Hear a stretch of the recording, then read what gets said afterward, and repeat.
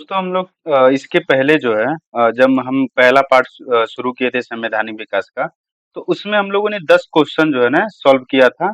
और जितने विकल्प आए थे उन विकल्पों में जितना हो सका था उतना मैंने आपसे जो है डिस्कशन किया था। अब उसी के आगे जो है हम लोग अगला 10 क्वेश्चन सॉल्व करेंगे। उसमें पहला क्वेश्चन हमारा ये है कि निम्नलिखित में से एक भारत सरकार अधिनियम 1935 की मुख्य विशेषताओं में से नहीं थी। ठीक। अ, जब भी हम क्वेश्चन पढ़ेंगे तो वहाँ पे ध्यान देंगे कि क्वेश्चन हमसे क्या पूछा जा रहा है, ठीक है? तो जैसे ये क्वेश्चन है तो इसमें पूछ रहा है कि विशेषताओं में से नहीं थी।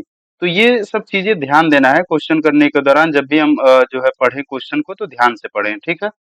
चलिए, अब इसमें विकल्प पहला ये कह रहा है कि इस अधिनियम में अखिल भारतीय महासंघ का प्रावधान किया गया था, ठीक है? अगली बात कह रहा है कि अवशिष्ट विषय प्रांतीय विधायकों को आवंटित किए गए थे। ठीक है, ये दूसरा हो गया। तीसरा अगर देखें तो कि ये क्या कह रहा है, तो ये कह रहा है कि यह प्रांतीय स्वायत्तता के सूत्रपात का संकेत था। और चौथा विकल्प है, इसने प्रांतीय स्तर पर द्वैत शासन प्रणाली को समाप्त कर केंद्र में लागू किया। अब ये चार विकल्प हैं, इन चार विकल्पों में से हमको कौन सा विकल्प सही करना है, तो वो फिर हम एक बार क्वेश्चन देखेंगे कि क्वेश्चन क्या कह रहा है। क्वेश्चन ये कह रहा है कि जो 1935 की विशेषता थी उनमें से कौन सा ये चार में से है जो नहीं है। तो जो जो है वो हम क्या करेंगे, वो तो है, जो नहीं है वो हमारा विकल्प इसमें सही होगा। तो पहला जो कह रहा है कि अखिल भारतीय संघ का जो है प्रावधान किया गया था, ये बात बिल्कुल सही है। अगली बात कह रहा है कि अवशिष्ट विषय। अब यहाँ पे हम लोग थोड़ा सा समझ लेते हैं कि ये अवशिष्ट विषय प्रांतीय विधायकों को आवंटित किए गए थे। इसमें अवशिष्ट विषय का क्या मतलब है? जब आप देखेंगे कि 1935 का जो अधिनियम था, 1935 के अधिनियम में क्या किया गया था कि जो सब्जेक्ट थे उनको तीन सूचियों में बांट दिया गया था। वो सूची कौन कौन से थे?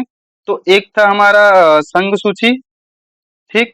और एक जो था हमारा राज्य सूची था जिसको प्रांत सूची भी बोलते हैं, ठीक है।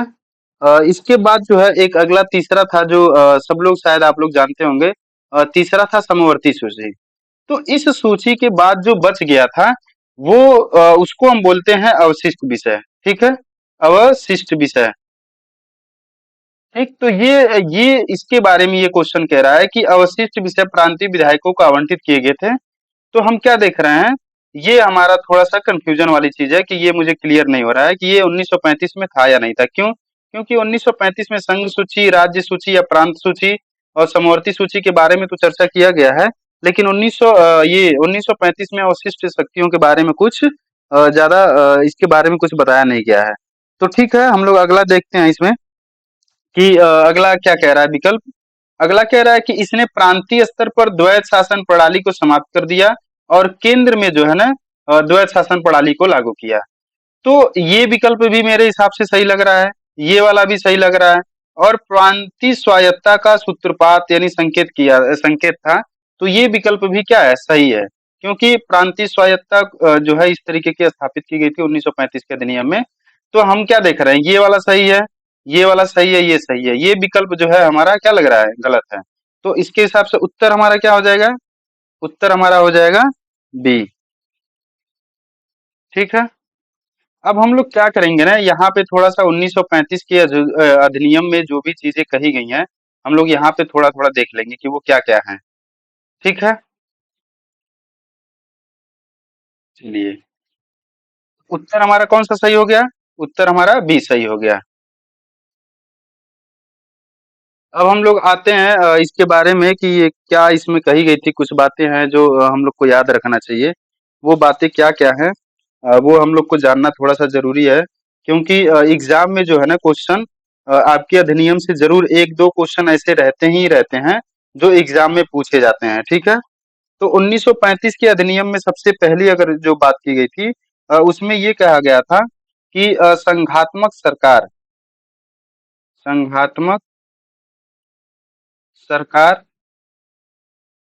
की स्थापना की गई थी, ठीक है। ये पहला पॉइंट हो गया। दूसरा पॉइंट क्या कहा गया था इसमें, याद रखना है। कुछ मौखिक चीजें हैं जो आपको एकदम से याद रखनी है। वो दूसरा पॉइंट इसमें ये कहा गया था कि प्रांतों में क्या किया गया, द्वैध शासन प्रणाली को, प्रांतों में द्वैध शासन प्रणाली को, प्रांतों में द्वैध शासन प्रणाली को समाप्त कर दिया गया। और इसको कहाँ पे लागू कर दिया गया, केंद्र में, यानी केंद्र में द्वैध शासन प्रणाली को लागू कर दिया गया और प्रांतों में इसको समाप्त कर दिया गया। इसी तरीके से तीसरी बात आपको पता है कि जो बर्मा था, जिसका आज वर्तमान में जिसको हम म्यांमार के नाम से जानते हैं, उसको भारत से क्या कर दिया गया था, भारत से बर्मा को अलग कर दिया गया था। ठीक है। चौथा पॉइंट इसमें क्या याद रखने वाली चीज है, जैसे हमने बताया कि जो इस अधिनियम के तहत क्या किया गया था, जो विषय थे, इन विषयों को क्या किया गया था, तीन श्रेणियों में बांट दिया गया था। इन विषयों को क्या किया गया था, तीन श्रेणियों में बांट दिया गया था। एक जो था संघ सूची था, और दूसरा जो था प्रांत सूची, जिसको हम राज्य सूची भी बोलते हैं, प्रांत सूची, और तीसरा जो था वो समवर्ती सूची था। ठीक है। ये अगला पॉइंट था। इसी तरीके से एक पॉइंट और जो है इसमें याद रखने वाली चीज है, वो ये था कि ये ज्यादा एग्जाम में पूछा जाता है कि संघीय न्यायालय की जो है स्थापना, संघीय न्यायालय, संघीय न्यायालय की जो है स्थापना क्या किया गया था, इसी अधिनियम के तहत किया गया था। और इसमें क्या और बातें हमको याद रखनी है कि इसके बारे में 1935 के अधिनियम के बारे में कुछ दो तीन ऐसे रहे हैं, भारतीय राष्ट्रीय आंदोलन के नेता रहे हैं वो लोग। उन लोगों ने कुछ ऐसी बातें कही हैं कि वो कभी-कभी न आपके एग्जाम में सीधे कथन के तौर पे ही पूछ लेता है कि ये कथन दिया गया है और ये किस अधिनियम से संबंधित है, या इस अधिनियम को इस कथन को जो है किस व्यक्ति ने जो है कहा था। तो वो कथन हम लोग यहाँ पे देख लेते हैं कि वो कथन कौन-कौन से हैं।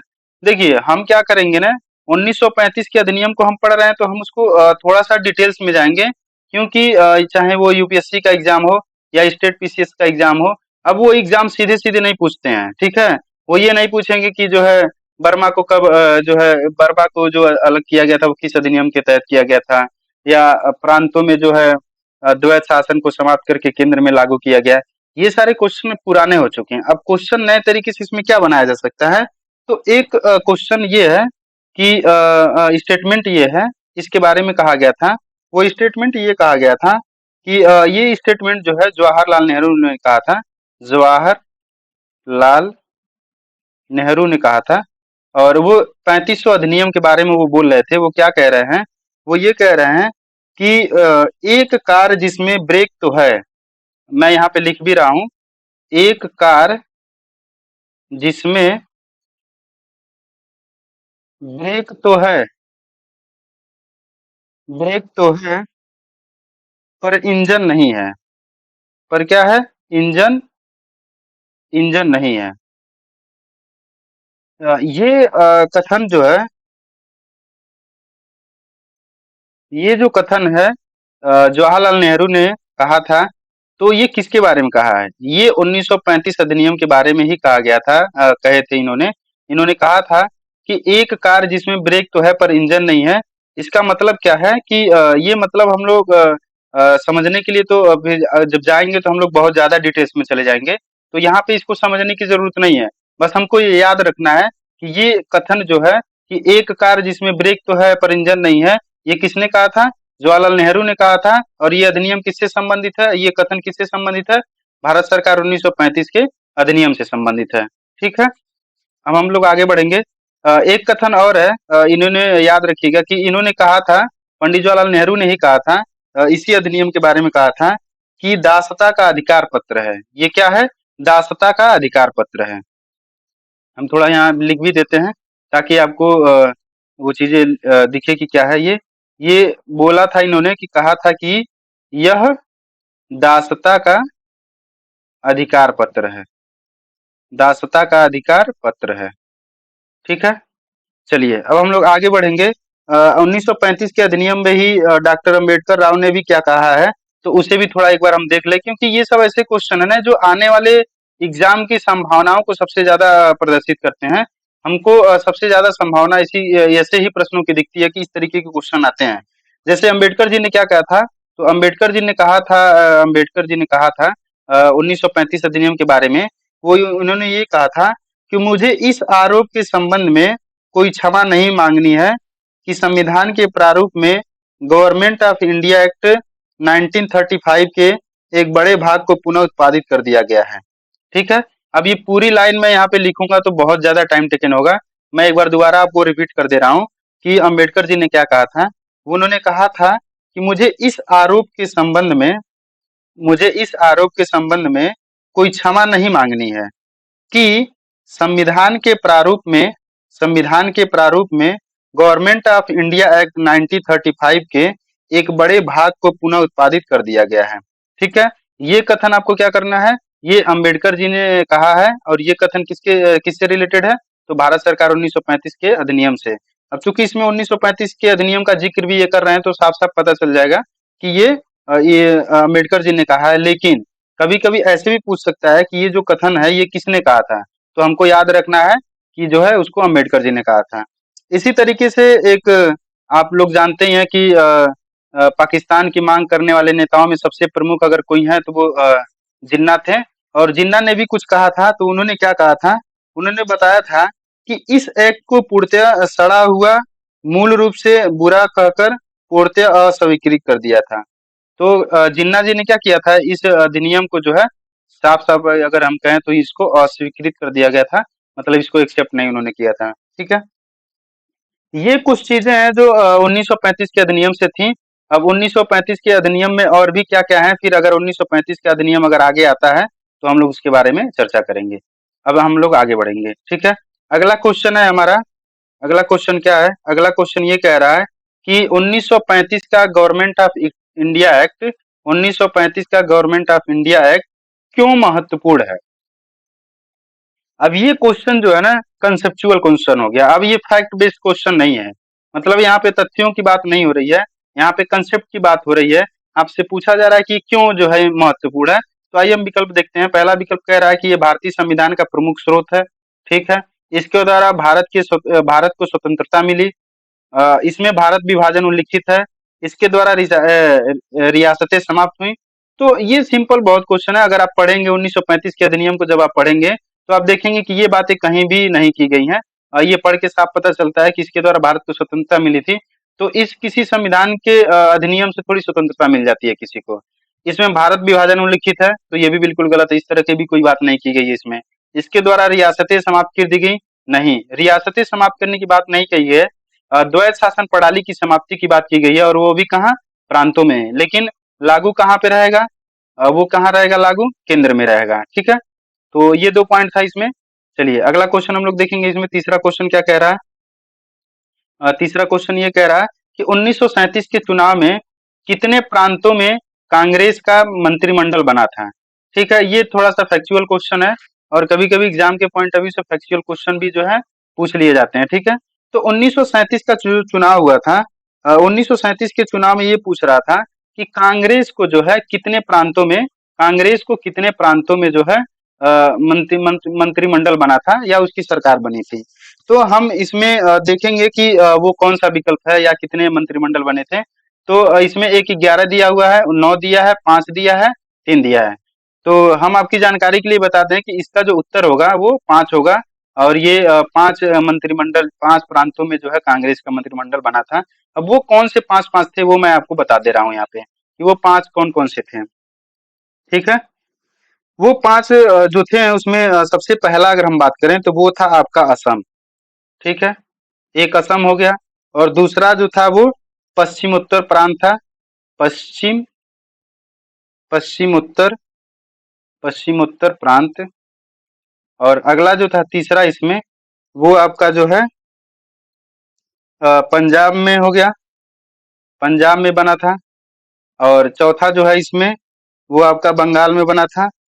ठीक है, बंगाल में। और पांचवा जो अंतिम है, वो कहाँ बना था, तो ये याद रखिएगा, ये सिंध में बना था। तो ये 5 प्रांत ऐसे थे जहाँ पे कांग्रेस का जो है एक तरीके से सरकार बनी थी। यहाँ पे वो सरकार मिली जुली सरकार भी हो सकती है। ठीक है। और मिली जुली ही सरकार हम कहेंगे कि उस टाइम पे जो सरकार बनी थी वो मिलजुल के बनाए थे लोग। तो एक असम हो गया, पश्चिम उत्तर प्रांत हो गया। पश्चिम उत्तर प्रांत का मतलब ये हो गया कि ये जो भारत का मैप है, इस भारत के मैप में ये वाला जो एरिया था पाकिस्तान से, जो लाहौर पंजाब ऐसे जुड़ा हुआ इधर वाला एरिया, ये पश्चिम उत्तर प्रांत था, ठीक है। तो इस प्रांत में बनी थी। असम आपको पता ही है यहाँ पर है। और उसके बाद जो है हमारा पंजाब आपको पता ही है कि यहीं पे पाकिस्तान से बॉर्डर है, यहाँ पे है पाकिस्तान। बंगाल आपको पता ही है बंगाल में कहाँ है। और सिंध जो है ये आपका पाकिस्तान का ही एक प्रांत था यहाँ पे। तो ये 5 जो ऐसे स्थान थे जहाँ पे 1937 में जब चुनाव हुआ था, तो 1937 के चुनाव में इन जगहों पे जो है पंजाब का एक सरकार बनी थी। चलिए आगे हम लोग बढ़ेंगे अब। देखेंगे कि अगला क्वेश्चन हमारा क्या कह रहा है। तो अगला क्वेश्चन जो है हमारा वो किससे संबंधित है, तो इसको भी हम देख ले रहे हैं एक बार। ये क्या है कि इसमें क्वेश्चन ये कह रहा है कि भारतीय संविधान के संदर्भ में द्वैत शासन सिद्धांत को किसे निर्दिष्ट करता है। यानी जो द्वैत शासन सिद्धांत है वो किस बात को इसमें बताता है, उसको हम लोग देखेंगे। तो पहला विकल्प ये है कि केंद्रीय विधानमंडल को 2 सदनों में विभाजन, 2 सरकार अर्थात केंद्रीय सरकार और राज्य सरकारों का शुरू किया जाना। तीसरा कह रहा है कि 2 शासक समुच्चय, एक लंदन में और दूसरी दिल्ली में होना। डी जो है इसमें कह रहा है कि प्रांतों में प्रत्यायोजित विषयों को 2 भागों में विभाजन करना है, ठीक है।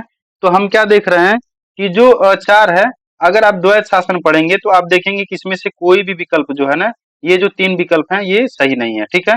तो इस तरीके से में विकल्प कौन सा हो गया सही, डी। क्योंकि जो द्वैत शासन सिद्धांत की बात की गई थी, आप देखेंगे कि 1919 के अधिनियम में ये बातें कही गई हैं कि 1919 का जो अधिनियम था, 1919 के अधिनियम में विषयों को क्या किया गया था, प्रांतों में क्या किया गया था, इसको 2 भागों में बांट दिया गया था। मैंने आपसे पहले भी चर्चा किया था कि एक भाग क्या कर दिया गया था, आरक्षित कर दिया गया था, और दूसरा क्या कर दिया गया था, हस्तांतरित कर दिया गया था, ठीक है।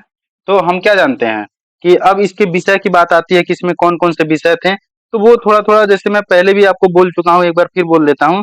जैसे अगर आरक्षित विषयों की बात करेंगे, तो आरक्षित विषय में हमारा क्या आ गया, रक्षा आ गया, ठीक है, वित्त आ गया, रक्षा आ गया, वित्त आ गया, इसके अलावा भूमि आ गया, ठीक है, न्याय की बात हो गई, पुलिस प्रशासन की बात हो गई, पेंशन का भी जो है आरक्षित विषयों में ही जिक्र किया गया है, जल मार्ग हो गए, ठीक है, सिंचाई की बात हो गई, बिजली हो गया, ठीक है।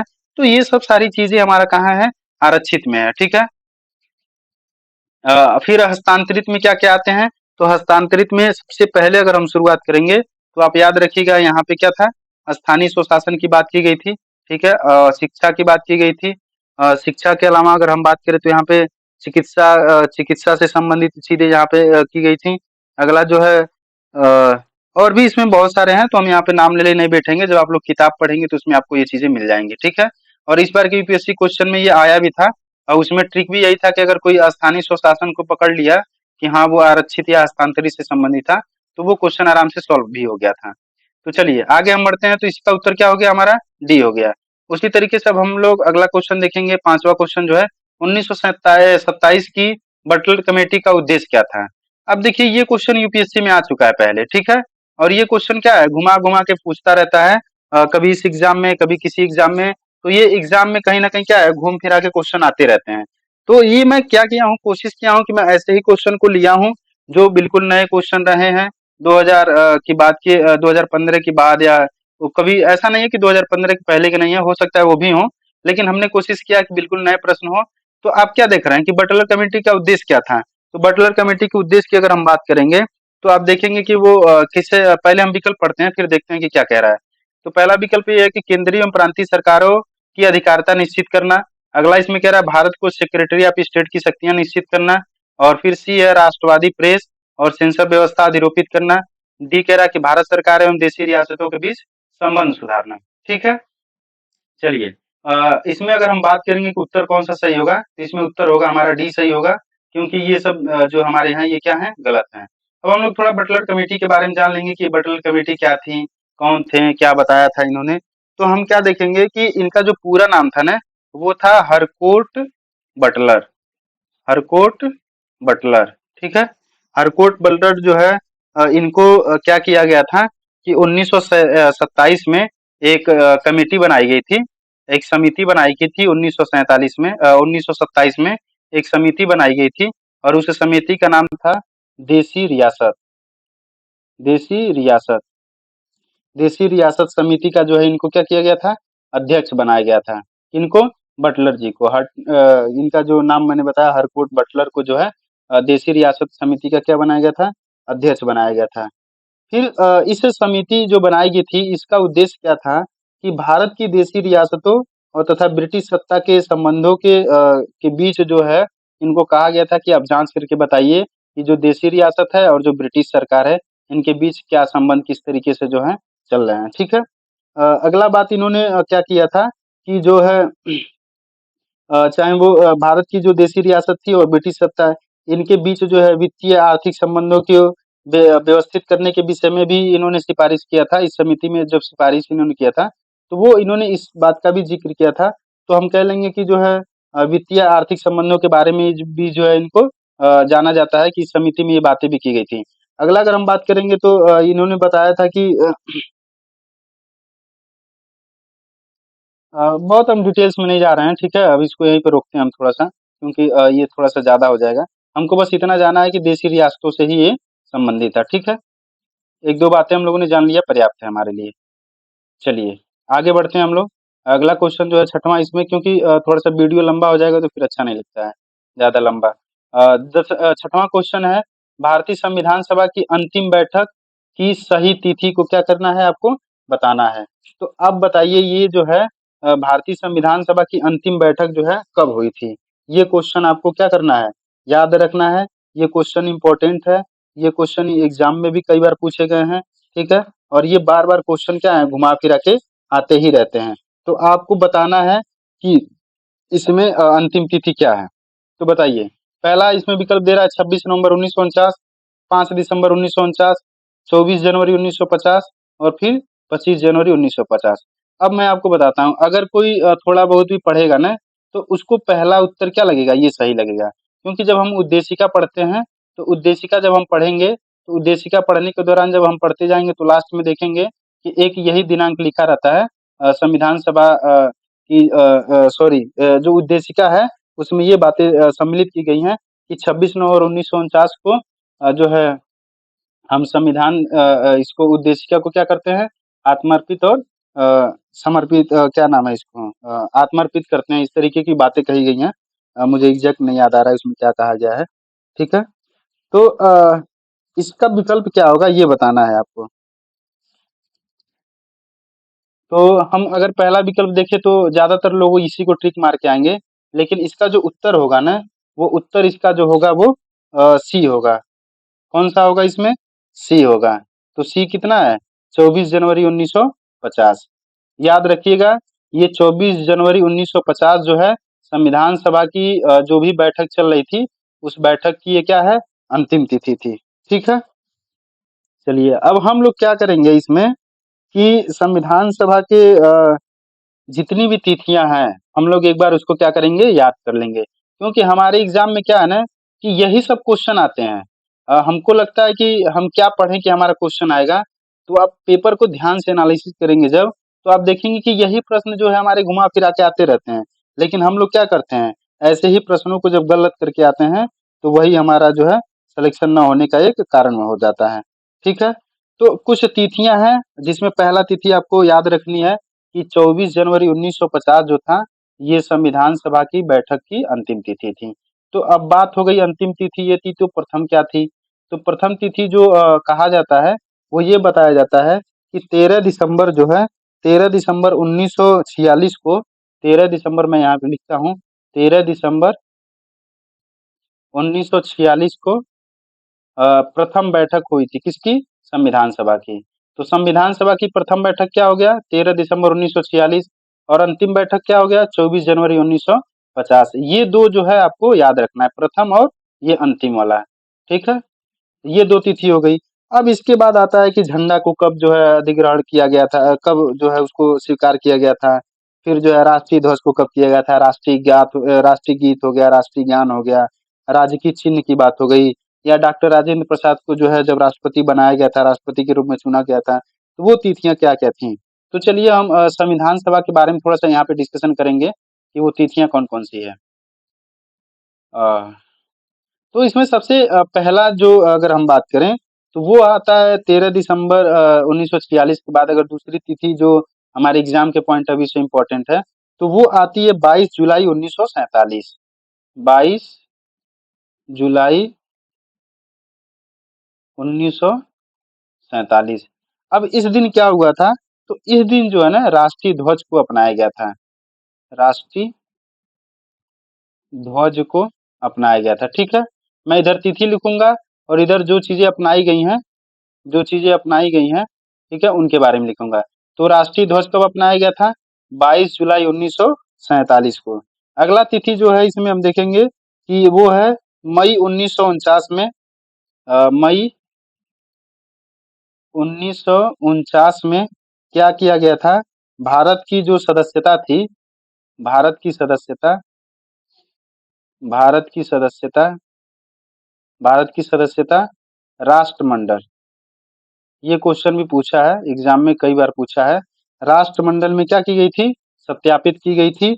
या एक तरीके से ये कह लीजिए कि भारत जो है राष्ट्रमंडल में कब शामिल हुआ था? तो वो समय था मई 1949।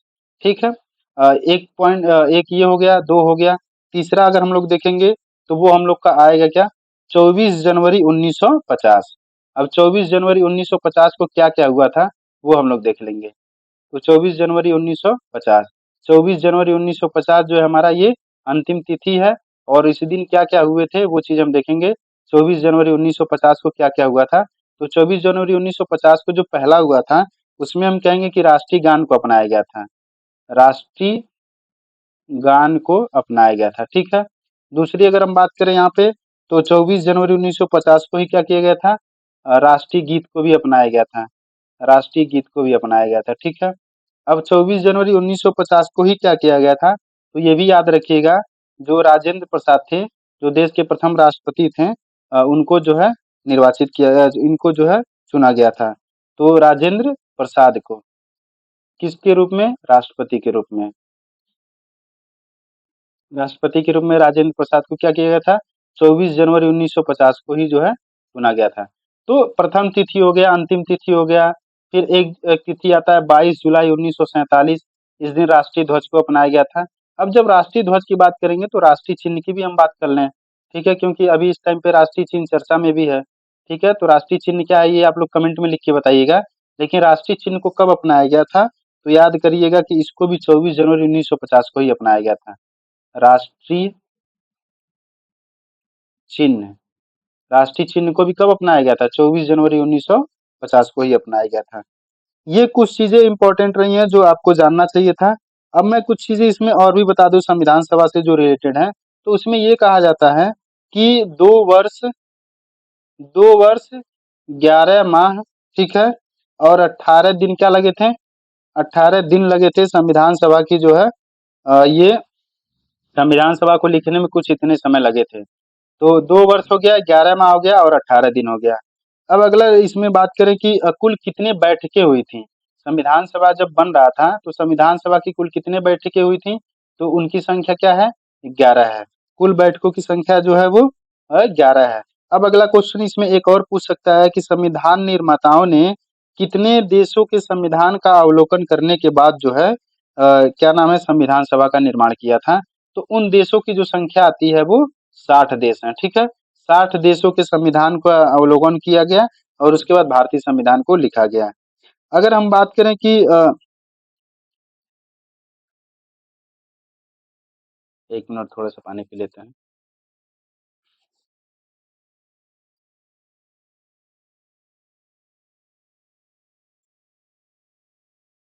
इसमें जो है एक पॉइंट और याद रखने वाली चीज है कि इसका जो प्रारूप था उस पे कितने दिन लगे थे जो है हमको विचार करने पे। तो जो प्रारूप समिति बनाई गई थी जिसके अध्यक्ष डॉक्टर भीमराव अम्बेडकर थे, तो उन्होंने क्या किया था? 114 दिन जो है लगाए थे इस पर विचार करने के लिए, इसका अवलोकन कर लेंगे। ठीक है, अब इसमें और भी बहुत सारी चीजें नहीं है जो हमको जानना चाहिए। एग्जाम के पॉइंट ऑफ व्यू से हमारे हिसाब से लगता है कि पर्याप्त है। ठीक है, चलिए अब हम लोग क्या करेंगे, आगे बढ़ जाएंगे। ठीक है, आप लोग वीडियो को दोबारा बैक करके भी देख सकते हैं बार बार, ताकि संविधान सभा से जुड़े हुए कि जितने भी प्रश्न हैं वो क्या क्या पूछे जा सकते हैं। ठीक है, एक चीज और मैं बता दूं, चूंकि संविधान सभा का जो ये टॉपिक है ना, ये संविधान सभा का क्वेश्चन थोड़ा सा आता है। तो संविधान सभा में एक क्वेश्चन और आता है पूछता है कि संविधान सभा का जो अस्थाई अध्यक्ष है, वो अस्थाई अध्यक्ष कौन है? तो अस्थाई अध्यक्ष जो थे वो डॉक्टर राजेंद्र प्रसाद थे। ठीक है, अस्थाई अध्यक्ष की जब बात करेगा, अस्थाई अध्यक्ष की बात करेगा, तो ये डॉक्टर सच्चिदानंद की बात आती है। सच्चिदानंद की, सच्चिदानंद, सच्चिदानंद सिन्हा पूरा नाम इनका है, डॉक्टर सच्चिदानंद सिन्हा। ये जो है अस्थाई अध्यक्ष थे। और तीसरी इसमें जो सबसे इम्पोर्टेंट है, अभी बहुत कम एग्जामों में इसका ट्रेंड चल रहा है पूछने का, लेकिन हो सकता है कि आने वाले समय में क्वेश्चन यहाँ से भी बनेंगे।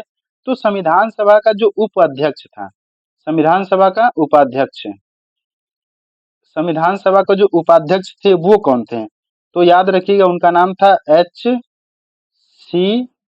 मुखर्जी। ठीक है, H.C. मुखर्जी। अब संवैधानिक सलाहकार कौन थे? एक क्वेश्चन ये भी पूछा जाता है, संवैधानिक संवैधानिक सलाहकार कौन थे? तो संवैधानिक सलाहकार कौन थे? B.N.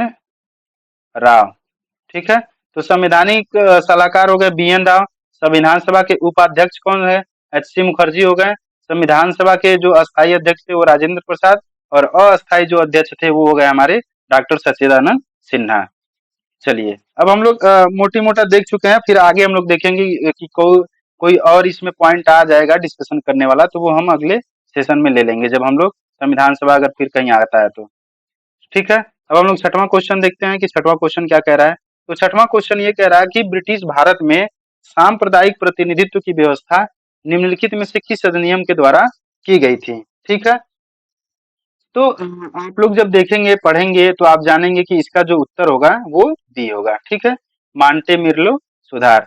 अब ये मांटे मिर्लो सुधार की बात कर रहा है, तो आप इसमें एक चीज और जान लीजिए कि ये जो 1919 का अधिनियम था, इसमें और भी क्या क्या बातें की गई हैं। क्योंकि मैं कई बार डिस्कशन कर चुका हूँ, जब भी 1909 आएगा तो मैं थोड़ा बहुत जरूर डिस्कशन करता हूँ। तो उसमें क्या बातें सबसे इम्पोर्टेंट है जो याद रखने वाली चीजें हैं, तो वो सबसे पहला जो है इसमें बात की गई थी कि या ये कह लीजिए ना कि इस एक्ट का जो सबसे विवादित वाली चीज थी ना वो क्या थी? ऐसे ही आपको याद हो जाएगा, विवादित। विवादित का मतलब सबसे ज्यादा बवाल जो किस पे मचा था, तो सबसे ज्यादा बवाल इस आर्टिकल में बचा मना था कि जो मुसलमान थे ना, मुसलमानों के लिए एक पृथक निर्वाचन प्रणाली लाई गई थी। और ये उसी की बात कर रहा है, सांप्रदायिक प्रतिनिधित्व की व्यवस्था का मतलब ये हो गया पृथक पृथक निर्वाचन प्रणाली, पृथक निर्वाचन पृथक निर्वाचन प्रणाली। तो पृथक निर्वाचन प्रणाली जो था, पृथक निर्वाचन जो प्रणाली था, पृथक निर्वाचन प्रणाली जो है ये इस अधिनियम का सबसे विवादित चीज था। और ये क्या कहा गया था इसमें, ये इसका मतलब क्या होगा? तो इसका मतलब ये हो गया कि जो मुस्लिम है वो मुस्लिम जो है अपने मुस्लिम को ही वोट देगा, इस तरीके की बात हो गई थी। ठीक है, तो ये सबसे ज्यादा विवादित था। इसमें अगर हम और क्या देख सकते हैं, 1919 के अधिनियम की, अगर 1909 के अधिनियम की बात करें, तो एक इसमें ये आता है कि बजट जो था, उस बजट पे बहस करने के साथ ही पूरक प्रश्न पूछने का जो है अधिकार दिया गया था। तो ये क्वेश्चन भी पूछता है खूब कि बजट पर पूरक प्रश्न पूछने का अधिकार किस अधिनियम के तहत दिया गया था? तो याद रखिएगा 1909 के अधिनियम के तहत दिया गया था। ठीक है, और अगर हम इसमें बात करें कि और क्या किया गया था, तो मैंने इसके बारे में डिस्कशन आपसे कर लिया है, 1919 9 का जो अधिनियम है।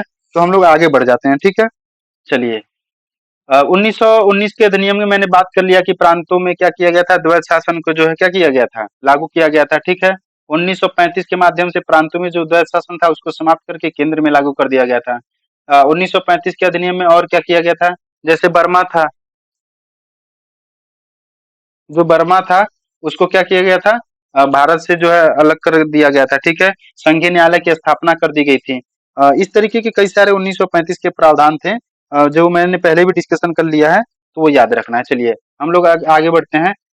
भारत सरकार द्वारा 1919 में ILO के वाशिंगटन में, ILO इसका मतलब क्या होता है, इंटरनेशनल लेबर ऑर्गेनाइजेशन। ठीक है, इंटरनेशनल लेबर ऑर्गेनाइजेशन कह रहा है कि इंटरनेशनल लेबर ऑर्गेनाइजेशन के वाशिंगटन सम्मेलन में मजदूरों का प्रतिनिधि के रूप में निम्नलिखित में से किसे भेजा गया था? तो ये क्वेश्चन जो है ना, ये क्वेश्चन थोड़ा सा फैक्चुअल है। आप जब इसको पढ़ेंगे तो आप देखेंगे कि इनका जो है उत्तर जो होगा वो होगा एन एम जोशी थे। ठीक है, इनका NM जोशी का जो अगर हम बात करेंगे तो ये इनका पूरा नाम क्या था, तो पूरा नाम आपको क्या मिलेगा जानने के लिए? तो इनको कहा जाता है कि नारायण मल्होकर जोशी। एन से हो गया नारायण, एम से हो गया मल्होलकर, और ये जोशी। तो पूरा नाम क्या हो गया? नारायण मल्होकलकर जोशी। ठीक है? चलिए, अ, अब ये थोड़ा-सा हम लोग इसमें जैसे अब इसमें बात क्या आ गया? International Labour Organisation. तो ये थोड़ा-सा इंटरनेशनल ऑर्गेनाइजेशन है, तो इस पे हम थोड़ा-सा देख लें कि क्या हुआ था। तो इसका जो इसकी अगर हम बात करेंगे तो हम कहेंगे कि ये क्या है, यूएन की एक विशेष एजेंसी है। क्या है? एक यूएन का मतलब हो गया संयुक्त राष्ट्र संघ की, ये क्या है? एक विशेष एजेंसी है। ठीक है? संयुक्त राष्ट्र की ये क्या है? एक विशेष एजेंसी है। और ये काम क्या करती है? तो ये करती है कि पूरी दुनिया भर में श्रम की स्थिति और जीवन स्तर में सुधार लाने के लिए क्या करती है? कार्य करती है। क्या करती है? दुनिया भर में, यानी पूरे पूरे विश्व भर में क्या करती है? श्रम की स्थिति, यानी जो मजदूर काम करते हैं उनकी क्या स्थिति है और उनके जीवन स्तर में और क्या सुधार लाया जा सकता है, इसके लिए हमेशा क्या करती है? तत्पर रहती है। अब याद रखिएगा कि एक चीज मैं यहीं पे बता दे रहा हूँ, आपको कभी नहीं भूलेगा। अब यहाँ पे बात आया है 1919 और आईएलओ का। तो याद रखिएगा कि जो आईएलओ है, इंटरनेशनल लेबर ऑर्गेनाइजेशन, इसका जो स्थापना जो है ना 1919 में ही किया गया था। इसीलिए जो है भारत से किसी को बुलाया गया था, प्रतिनिधि के तौर पे भेजा गया था। तो उसमें सबसे पहले जो है एनएम जोशी को भेजा गया था। अब आप ये बताइए कि एनएम जोशी ही क्या, क्यों इनको भेजा गया था? क्यों, इनके पीछे क्या कारण था कि इन्हीं को जो है उसमें भेजा गया था? तो आप पाएंगे कि ये जो एनएम जोशी थे, जिनको नारायण मल्होकर जोशी भी कहा जाता है, तो ये एक दार्शनिक थे। दार्शनिक के साथ साथ ये क्या थे?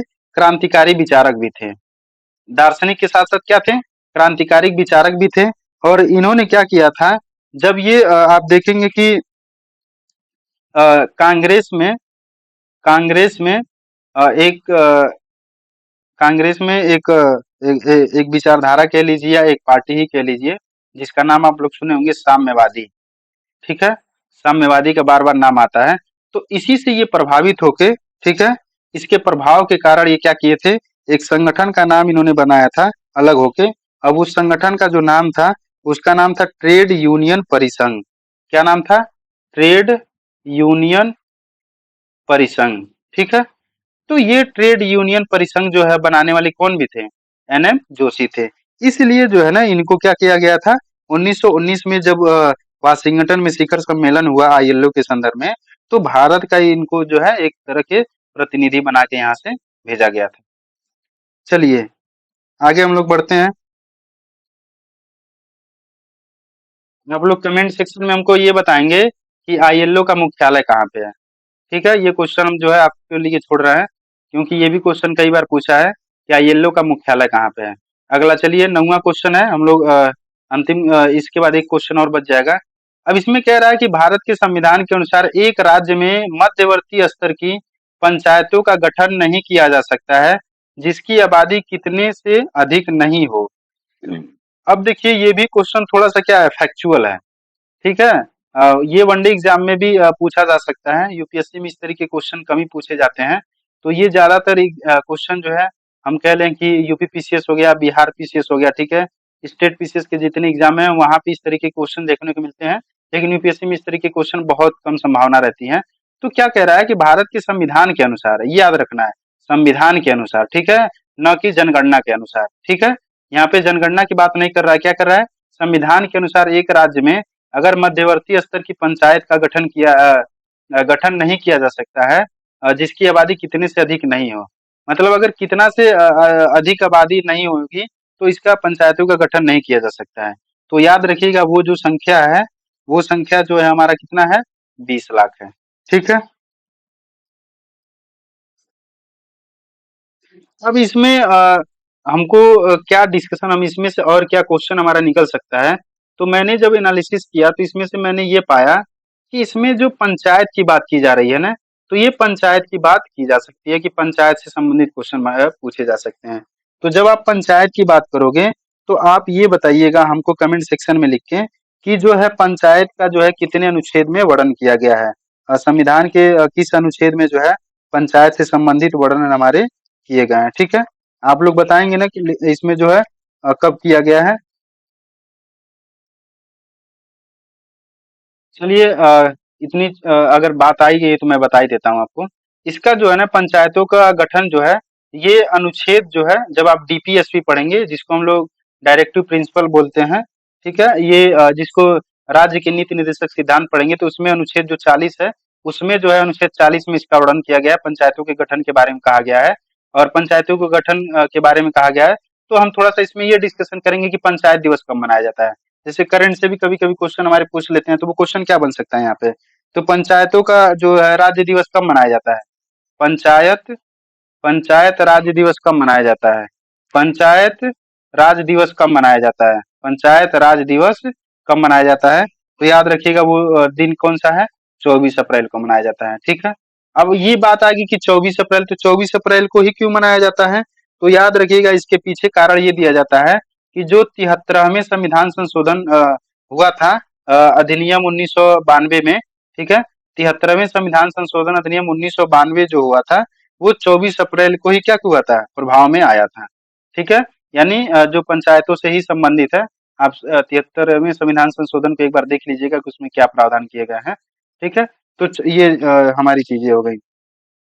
अब इसमें एक और बात की गई थी जो 73वां संविधान संशोधन था, उसमें ये बात की गई थी कि लोकतंत्र को कैसे हासिल किया जा सकता है। तो लोकतंत्र जो होता है, लोकतंत्र लोकतंत्र में ये बताया गया कि पंचायती राज दिवस जब 73वां संविधान संशोधन बनाया गया तो उस दौरान ये चर्चा की गई कि जो क्या नाम है, ये आ रहा है, क्या नाम है इसका, देखिए 73वां संविधान संशोधन। तो 73वें संविधान संशोधन में ये बताया गया कि अगर पंचायतों को क्या किया जाएगा, अधिकार दिया जाएगा, उनको पंचायतों का गठन किया जाएगा, तो कहीं न कहीं जो डेवलपमेंट प्रोसेस है, वो डेवलपमेंट प्रोसेस कहाँ से कैसे होगा? बॉटम टू टॉप होगा, bottom to bottom to top होगा। इसका मतलब ये होता है जो डेवलपमेंट के प्रोसेस होते हैं ना वो 2 तरीके से होते हैं। एक ऊपर से नीचे की तरफ होता है और एक नीचे से ऊपर की तरफ होता है। तो इसमें सबसे अच्छा वो माना गया कि जो नीचे से क्या हो, ऊपर हो। नीचे से ऊपर यहाँ पे कहने का मतलब जो गरीब हैं, जो जनजातीय एरिया हैं, जिनको संसाधन की बहुत ज़्यादा कमी है, उनके पास एजुकेशन नहीं है, हेल्थ इंफ्रास्ट्रक्चर नहीं है। तो ये जिनके पास एकदम नहीं है, जो सक्षम भी नहीं है, जिनके पास एजुकेशन के लिए भी जो है पढ़ने के लिए उनको समस्या है, तो ऐसे लोगों को मतलब नीचे से जब हमारा डेवलपमेंट होगा ना, वो डेवलपमेंट हमारा क्या होगा, अच्छा माना जाता है और लोकतंत्र के लिए ये सबसे अच्छी बात होती है। तो लोकतंत्र में इसीलिए कहा जाता है कि विकेंद्रीकरण जो है, विकेंद्रीकरण का जो प्रोसेस होता है, ये सबसे अच्छा माना जाता है। विकेंद्रीकरण का मतलब क्या है? शक्तियों का केंद्रीकरण नहीं होगा, मतलब शक्तियां किसी एक हाथ में नहीं रहेंगी। जितनी भी शक्तियां वो क्या है, ज्यादा से ज्यादा लोगों के हाथ में रहेंगी, यानी सबके पास अधिकार रहेगा, चाहे वो पंचायत के स्तर पे हो, जिला के स्तर पे हो, राज्य के स्तर पर हो या ब्लॉक के स्तर पर हो।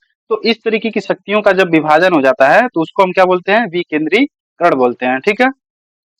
तो ये कुछ रहा, इसमें हम लोग डिस्कशन कर लिए जितना भी होने वाला था। आगे फिर हम लोग देखेंगे कि कभी इस तरीके की टॉपिक आएगी तो हम लोग उसमें डिस्कशन करेंगे। चलिए, लास्ट क्वेश्चन है हमारा, स्वतंत्र भारत के पहले स्वास्थ्य मंत्री कौन थे? स्वतंत्र भारत के सबसे पहले जो स्वास्थ्य मंत्री कौन थे, उसके बारे में आप लोग हमको क्या करिए, बताइए कौन है? तो आप पहला देख रहे हो कि मौलाना अबुल कलाम आजाद की बात कर रहा है, सरदार वल्लभ भाई पटेल हो गए, विजय लक्ष्मी पंडित हो गई, राजकुमारी अमृता कौर हो गई।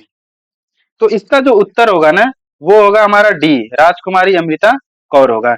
अब हम क्या करते हैं कि थोड़ा सा जब स्वतंत्र भारत की बात कर रहा है, तो आप याद रखिएगा कि जब 1947 का अधिनियम आया और 1947 के अधिनियम जब के बाद जो है भारत का संविधान सॉरी, संविधान सभा बन गई, संविधान निर्माण की प्रक्रिया चल रही थी, भारत आजाद हो गया।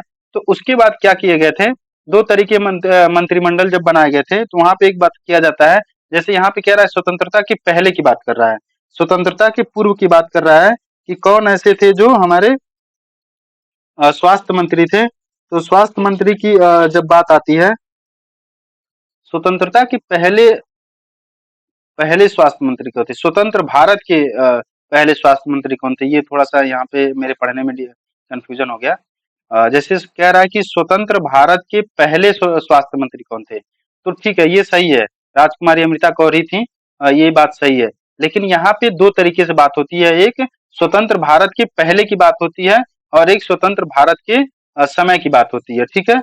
इसलिए थोड़ा सा यहाँ पे क्वेश्चन कंफ्यूज हो गया। और ये देखिए क्वेश्चन इस तरीके के कंफ्यूजन वाले ही होते हैं। जब आप वहां पे नहीं ध्यान देंगे तो क्वेश्चन फिर क्या होगा, गलत हो जाएगा।